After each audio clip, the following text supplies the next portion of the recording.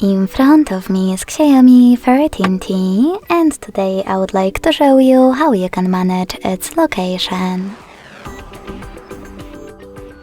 Begin by going into Tab menu and looking for Location shortcut. When you find it, click on it.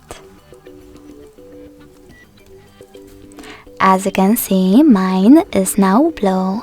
That means that location is enabled, but you can always disable it by hitting the same shortcut again.